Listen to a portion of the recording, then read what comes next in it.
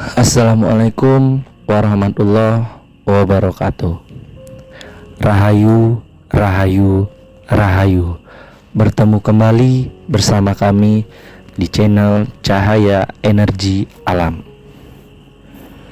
Baik teman-teman semuanya, tema kita kali ini dari ada kembali tiada. Kalau kita berbicara manusia atau ciptaan Tuhan, pada dasarnya kita ini aslinya tidak ada. Lantas, kalau begitu, kita ini siapa dan dari mana? Jadi, kita ini makhluk yang diadakan oleh si ada. Pertanyaannya, siapa sih yang dimaksud dengan si ada tadi? Jadi, yang dimaksud dengan si ada tadi, teman-teman, ialah zat tunggal. Nah, si ada atau zat tunggal ini sebelum menciptakan makhluknya, si ada tadi belum memiliki nama, teman-teman. Pertanyaannya, kenapa belum punya nama? Karena belum ada yang mengakuinya. Karena si ada tadi atau zat tunggal masih bersendiri atau belum ada siapa-siapa. Namanya juga tunggal, artinya masih sendiri, belum ada siapa-siapa. Kemudian setelah si zat tunggal tadi menciptakan makhluknya, barulah ada saling mengakui antara yang menciptakan dan yang diciptakan. Artinya sudah ada saling mengakui antara yang menjadikan dan yang dijadikan. Begitu ya teman-teman, semoga bisa dipahami. Oke, saya kasih contoh.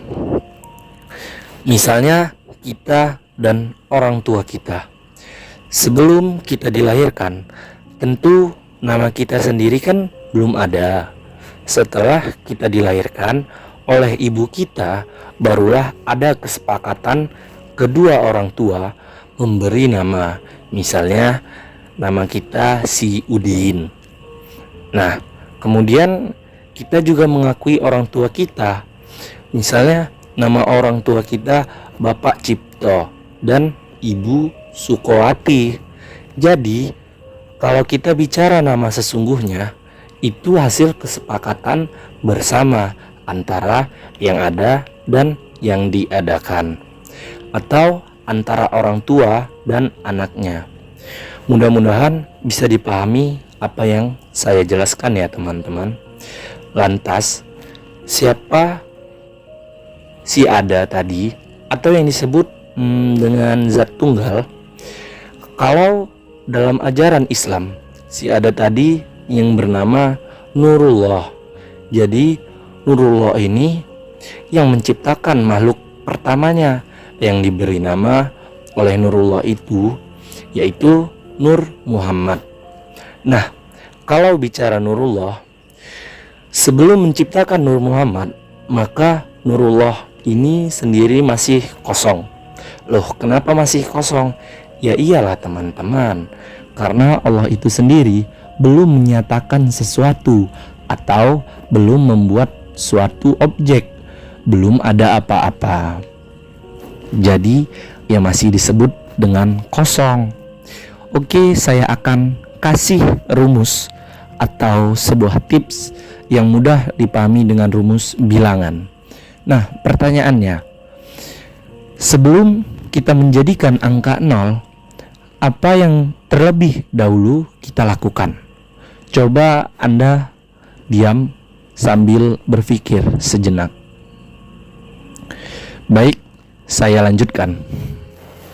Jadi, sebelum kita membuat angka 0, yang paling pertama kita buat adalah titik. Loh, kenapa bisa titik? Ya harus titik dahulu. Nah, sekarang silakan ambil pena Anda.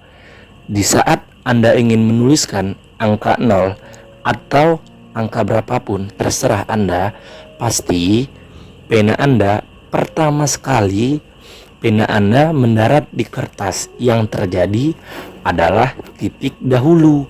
Silahkan teman-teman coba. Setelah itu baru Anda bisa lanjutkan dengan bentuk angka 0. Begitu juga Anda mau menulis angka 1, 2, atau berapapun, pasti diawali dengan titik. Bisa dipahami ya teman-teman? Oke, sekarang kita munculkan lagi pertanyaan yang selanjutnya. Kalau begitu, sebelum titik berarti apa ya? Coba diam, sambil teman-teman pikirkan lagi. Nah, jadi Allah berfirman, kata Allah begini, afala takilu, yang artinya coba gunakan akal pikiranmu. Oke, kita lanjut. Jawabannya sebelum titik ialah kosong. Artinya belum ada yang dimulai atau belum ada objek yang ditulis atau yang dicipta. Itu namanya kosong, belum ada sesuatu. Gitu ya teman-teman. Semoga bisa dipahami. Jadi itulah gambaran yang dimaksud kosong. Kosong itu adalah isi, dan isi itu adalah kosong. Jadi kosong dengan nol itu berbeda ya teman-teman. Kalau nol itu yang disebut dengan bilangan, seperti kita berhitung, dimulai dari 0, 1, 2, 3, dan seterusnya. Kemudian yang disebut dengan kosong itu maknanya tidak ada. Jadi kosong itu bukan bilangan teman-teman, tetapi kalau 0 itu baru disebut dengan bilangan. Kalau kita berhitung kan 0, 1, 2, 3, dan seterusnya. Jadi bukan 0, 1, 2, dan 3 teman-teman. Mudah-mudahan apa yang saya sampaikan bisa dipahami ya teman-teman. Jadi begini saudaraku semua, kesimpulannya seperti apa yang sudah saya sampaikan di awal tadi, bahwasannya kita ini awal mulanya tidak ada. Artinya kita ini diadakan oleh Allah.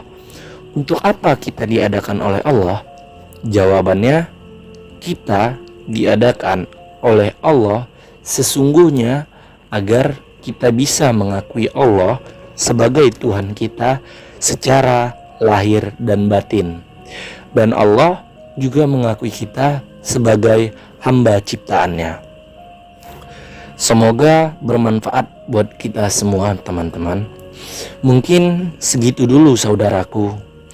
Kalau cerita ini bermanfaat buat teman-teman kita yang lain, silahkan teman-teman like, komen, dan jangan lupa di subscribe ya teman-teman, agar Anda tidak ketinggalan di konten-konten kami yang menarik lainnya. Lebih kurang saya mohon maaf dan saya mohon ampun kepada Allah, Tuhan seru sekalian alam. Amin amin ya robbal alamin. Assalamualaikum warahmatullahi wabarakatuh. Rahayu, rahayu, rahayu. Salam sehat buat kita semua.